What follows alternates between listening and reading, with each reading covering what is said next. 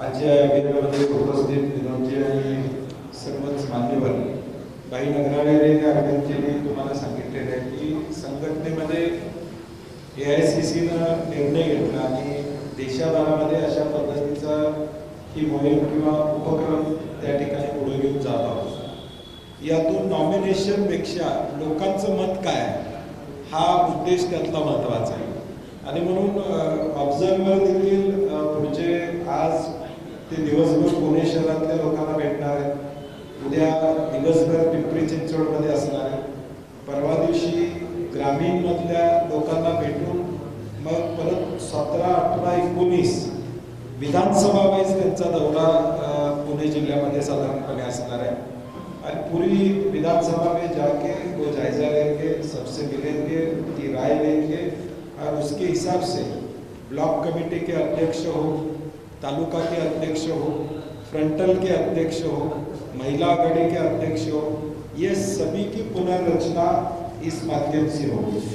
और ये करते वक्त समाज के हर घटक, समाज का जो हर रिप्रेजेंटेशन है उसको भी रिप्रेजेंटेशन कैसे मिले, महिलाओं का रिप्रेजेंटेशन कैसे रहे, ओबीसी का रिप्रेजेंटेशन कैसे रहे, माइनॉरिटी का रिप्रेजेंटेशन कैसे रहे, ओपन का रिप्रेजेंटेशन कैसे रहे, इसका भी वो जायजा लेंगे और उसके हिसाब से अभी पूरे देश में महाराष्ट्र में पूरे शुरू हुआ है, अभी अगले 8-10 दिन में ये सबसे मिलेंगे, रिपोर्ट देंगे और उसके ऊपर MPCC और AICC निर्णय लेंगे कि ऐसा एक प्रोसीजर हम करने जा रहे हैं।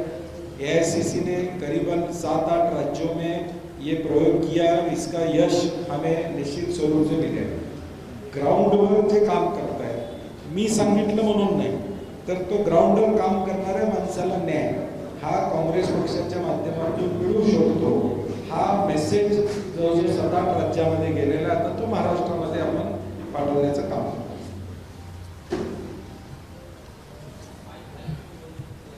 हो ठीक है, नीचे रख के इसमें बोलने जरूरत नहीं। हाँ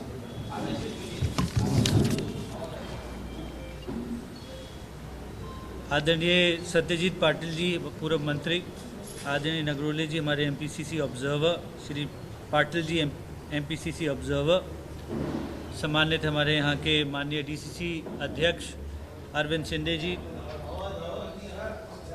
तुम्ही गप्प बसत, पत्रकारांना पाहिजे तसं असू द्या, आपके साथ डायरेक्टली गप्प बसा। बात कर लेंगे। हाँ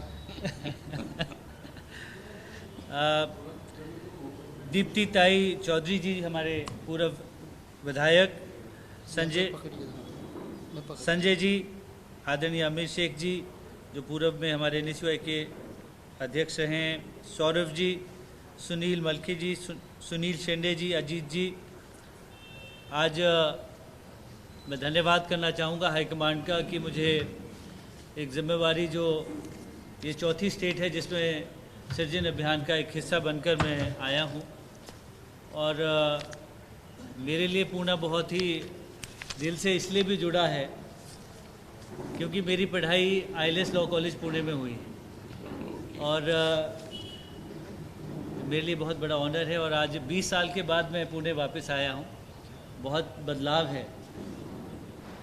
और दूसरा, इस कर्म भूमि में और इस भवन में जहाँ बैठे हैं, ये हिस्टोरिक भवन है, यहाँ पर आने से मुझे अपने जो कांग्रेस जनों से, जो उनके दिल में एक हमेशा से एक लौ जलती आई है, हिस्टोरिक है और उससे मैं समझता हूँ पूरे देश में एक क्रांति का जो रूप लेने वाली है, उसी के साथ ये अभियान शुरू हो रहा है।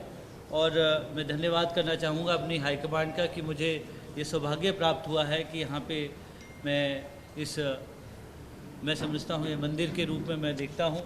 और आज हमने ये निर्णय भी लिया है कि हम ज़िला स्तर पे किस तरह से काम करने वाले हैं। हमारे सारे सीनियर लीडर्स यहाँ पे उपस्थित हैं और सभी की एडवाइस लेकर हम आगे बढ़ने वाले हैं।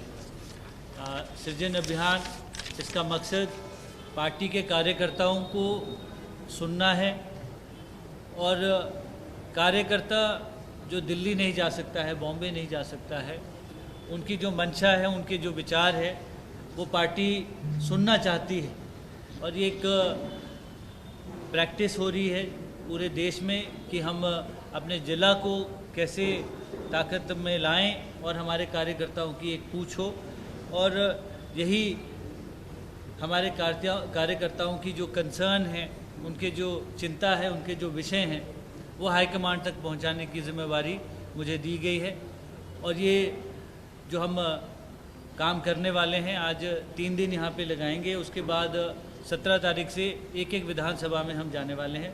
पिंपरी चिंचवाड़ में कल जा रहा हूँ और फिर से पुणे आएंगे, और आप सभी का सहयोग इसमें हमें मिले, यही मैं कामना करता हूँ। और अगर कोई भी सवाल है, मैं समझता हूँ हमारे सारे लीडर्स ने आपको सही तरीके से बता भी दिया है कि इस काम का हमारा क्या मकसद है, और मैं चाहता हूँ कि ज़्यादा से ज़्यादा हमारे पार्टी के कार्यकर्ता इसमें भाग लें।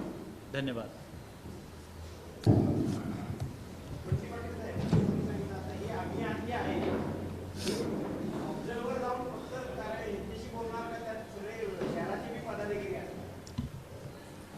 ऑब्जर्वर जी को मैंडेट है, वो अकेले बैठेंगे और अकेले बैठ के सबसे बात करेंगे, और एक एक को जिसको मिलना है वो अकेले में उनको मिल सकता है, एक अकेले बैठ के वो उनसे बात करेंगे। तो कॉन्फिडेंशियली किसी को बात करनी है ऑब्जर्वर से, तो अकेले में वो बात कर सकते हैं।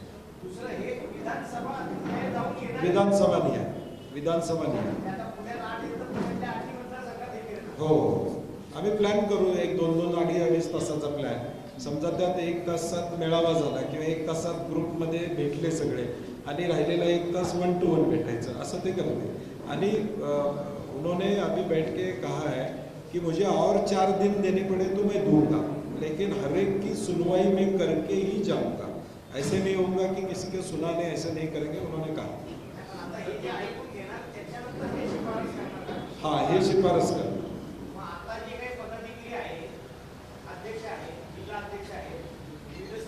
सगळे फेररचना होणार आहे। नहीं, गेले वगैरह नहीं, ते कंटिन्यू है। जोपर्यंत जब तक AICC को ये रिपोर्ट नहीं जाता और उसके ऊपर निर्णय नहीं होता, तब तक एग्जिस्टिंग सब लोग कंटिन्यू रहेंगे। मुझे लेके, मैं कोल्हापुर का अध्यक्ष हूँ।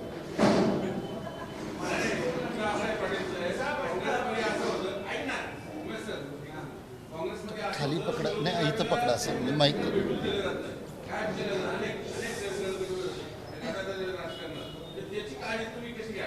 नाही, जरा चुकीची माहिती आहे। तुम्ही मागच्या वेळी देखील बघितलं असेल, मी पहाटे 1 वाजेपर्यंत इथं बसलो होतो। सगळ्यांना 1 to 1 भेटणार आहे, त्यामुळे तसा काही प्रॉब्लेम नाही। आणि हे प्रेसला याच्या आधी ह्या पुढच्या 10 दिवसाचा प्रोग्राम काय असेल, उसका हमने ऑलरेडी प्लान बनाया हुआ है।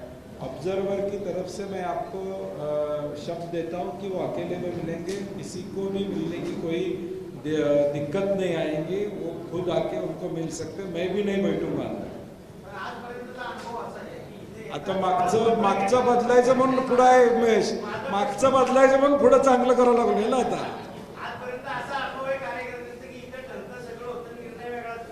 नहीं, ये नगराले साहब ने जैसे आपको कहा कि ये अभियान अलग है, ये ऑब्जर्वर जो बताएंगे उसके ऊपर ही निर्णय होगा, उसमें कोई बदल हो नहीं सकता। इसीलिए हर एक जिले को एक ऑब्जर्वर भेजा हुआ, नहीं तो फिर प्रोसेस पहले चल रही थी वैसे भी चल सकती थी, लेकिन पार्टी ने डिसीजन लिया कि हमको अलग तरीके से इसको आगे लेके जाना है, इसलिए तो उन्होंने भेजा है। तो आप निश्चिंत रहिए। 4th स्टेट है। हाँ, वही मैंने बोला कि निश्चिंत रहिए कि वो करेंगे, और वो एक्सपीरियंस्ड है। उनका 4th स्टेट है यार, मतलब वो 4 स्टेट करके अभी अपने यहाँ आए हैं, तो उनको एक्सपीरियंस है, और उन्होंने जो रिपोर्ट दी है उसके ऊपर ही निर्णय होगा।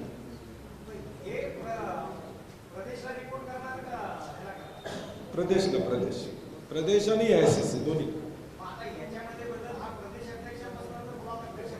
नाही, तुम्ही एक लक्षात ठेवलं पाहिजे, काँग्रेस ही राष्ट्रीय पक्ष आहे।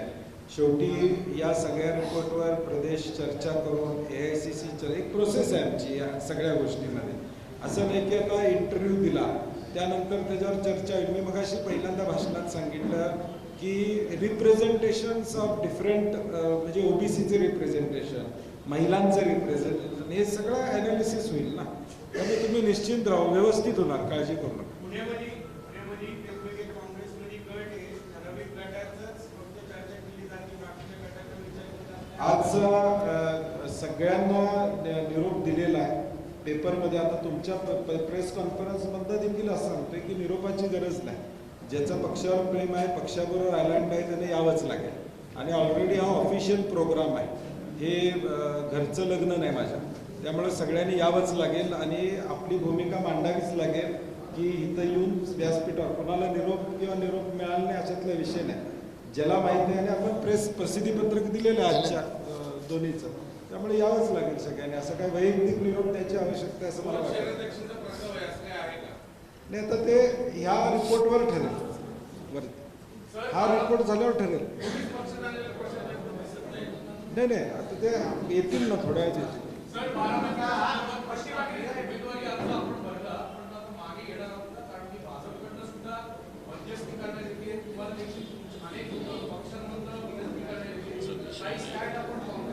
नाही, मला वाटतं आज त्याच्यावर चर्चा करायला नको. तो प्रदेश पातळीवरचा विषय आहे. मी त्याच्यावर बोलणं संयुक्तिक ठरणार नाही.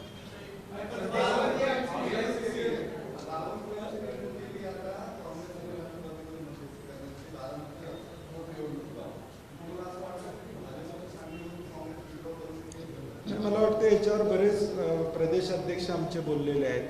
पूर्वी पोटनिवडणुका झाल्या त्यावेळी भाजपनं कुठं कुठं उमेदवार उभे केले, हे सगळ्या महाराष्ट्रानं बघितलेलं आहे. त्यामुळे भाजपनं मध्यस्थी करावी आणि काँग्रेसनं निर्णय घ्यावा असं काही मला वाटत नाही. यातला काय विषय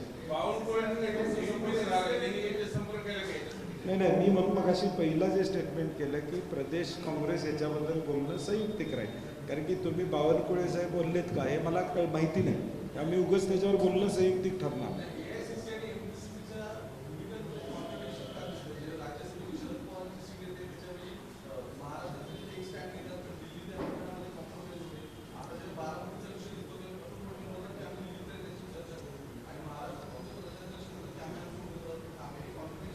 नाही, कॉन्ट्रडिक्शन नाही. शेवटी काँग्रेस ही नॅशनल पार्टी आहे. एखादा निर्णय AICC घेते त्यावेळी MPCCला विश्वासात घेऊनच घेते. राज्यसभेची जागा देताना सुद्धा हर्षवर्धन सपकाळ साहेबांची चर्चा होऊन आम्हा काही निर्णयाची चर्चा जागा आपण सोडायचा निर्णय त्यावेळी घेतला.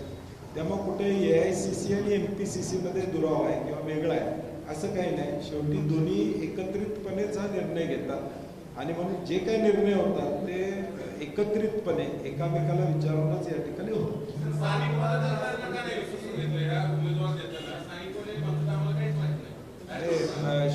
हे सगळे निर्णय घेत असताना प्रदेश पातळीवरच हे निर्णय या ठिकाणी होत असतात. त्यामुळे मला वाटते त्याला वेगळे फाटे फोडण्यात काय अर्थ असं मला वाटत नाही. आता जळगावमध्ये लाईन लागल्या धान्य खरेदीसाठी. कुंभमेळाव्यामध्ये लाचखोर माणसानं सांगितलं 500 कोटीची कामं मला मिळालेत, मी एवढी कामं देणार. त्याच्यावर पण चर्चा थोडी व्हायला पाहिजे असं मला वाटतंय.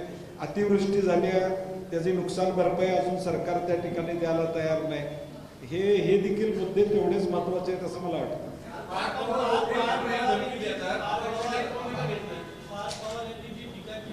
मला वाटतं पवार साहेब आणि सुप्रियाताईंनी त्यांना उत्तर दिलेलं दिलं ना, पक्षाने दिलं. पक्षानं ऑफिशियल हँडलवर त्याचं उत्तर दिलेलं आहे.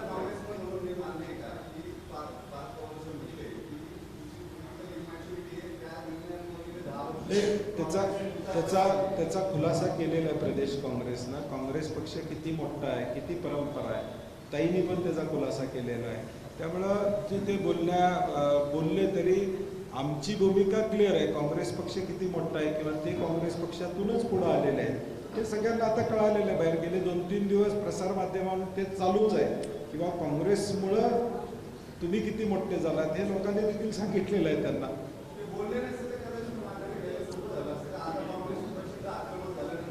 नाही, आता काय शेवटी सुरुवात कुणीतरी केल्यावर पुढं बोलणं चालणं हे होत राहतं. तरी देखील अजून तुम्ही जसं म्हणताय की काही गोष्टी घडतायत, त्यामुळे वेट अँड वॉच. मी प्रदेशाध्यक्ष निर्णय घेतात या बाबतीत. मी बोलणं संयुक्तिक नाही. पहिलं वाक्य माझं होतं की मी बोलणं संयुक्तिक. धन्यवाद.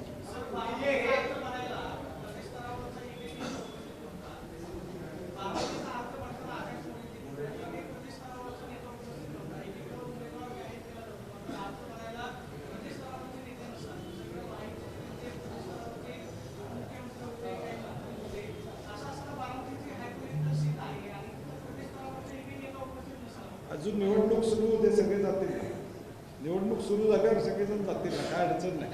शेवटी ज्यावेळी निर्णय होतो फॉर्म भरायचा, हे संध्याकाळी डिक्लेअर झाल्यावर दुसऱ्या दिवशी जेवढे उपस्थित होते तेवढे ताबडतोब फॉर्म भरायला गेले. शेवटचा दिवस होता.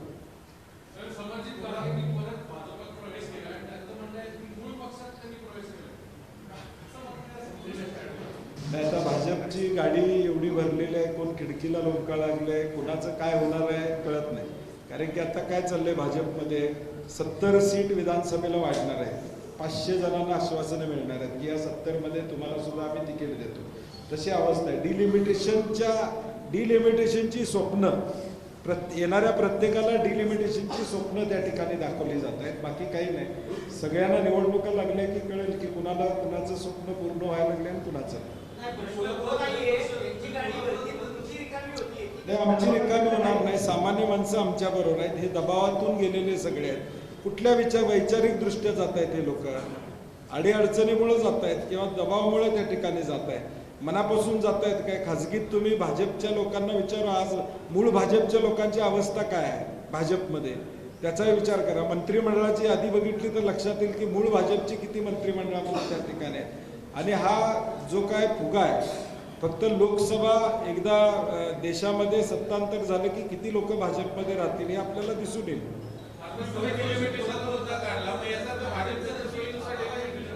नाही, आम्ही काँग्रेस पक्षानं देखील डिलिमिटेशनची आता कमिटी ऑलरेडी केंद्र स्तरावर झाली आहे. आम्ही देखील पक्ष म्हणून त्यात भूमिका घेणार की ज्यावेळी नियमावली येईल त्यावेळी ते व्यवस्थित नियमाप्रमाणे होईल का याच्यावर पक्ष म्हणून आमचं लक्ष असणारच देश पातळीवर. कारण की डिलिमिटेशन लोकसभा आणि विधानसभा सगळ्यासाठी असणार आहे. म्हणून आमचं देश पातळीवर या गोष्टीवर आमची देखील कमिटी होईल. आम्ही देखील त्यामध्ये लक्ष घालू.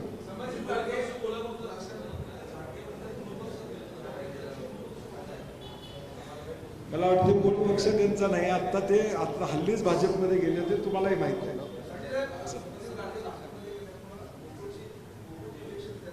आज हायकोर्टमध्ये गोकुळच्या निवडणुकीचा निकाल आहे. त्याच्यावर कळेल की निवडणूक आत्ता होणार, पुढं होणार. कारण की राज्यामध्ये 2,30,000 कोऑपरेटिव्ह संस्था आहेत, हाऊसिंग सोसायटी, पतसंस्था, विकास सेवा संस्था, दूध संस्था, अशा 2,30,000 संस्था आहेत. दुर्दैवानं महाराष्ट्र शासनानं अधिवेशनाच्या शेवटच्या दिवशी एक कायदा केला की मुदत संपली की पूर्वी आहे ती बॉडी कंटिन्यू राहायची हाऊसिंग सोसायटीत सुद्धा पुढची निवडणूक लागेपर्यंत. परंतु आता प्रशासक नेमायचा नवीन कायदा हा शेवटच्या दिवशी घाई गडबडीने केलेला, अजून राज्यपालांची सही व्हायची आहे. त्यामुळं कदाचित तो गोकुळसाठी असेल असं मला वाटायला लागलं आता, कारण की गडबडीनं केला होता. त्यामुळं पूर्वी काय नियम होता की एखादी बॉडीची मुदत संपली तर तीच बॉडी कंटिन्यू व्हायची. त्यामुळे आज हायकोर्टात आमची याचिका आहे की निवडणुका वेळेवर घ्याव्यात. बघू काय होतं. धन्यवाद. नाही, ग्रामीणचे जिल्हाध्यक्ष त्यांचा प्रोग्राम 4 वाजता आहे, त्यामुळे ते 4 वाजता येणार आहे. कारण की त्यांचं शेड्यूल वेगळं आहे आणि शहराचं शेड्यूल वेगळं आहे. जरा पॉझिटिव्ह राहा की आम्ही एवढं धडपड करायला लागलोय आणि विरोधी पक्ष राहिला पाहिजे का नको व्यवस्थित. मग आम्ही आहे ना, ताकदीनं. तुम्ही असं जरा आम्हाला बळ द्या सगळेजण. एबीपी माझा, उघडा डोळे बघा नीट.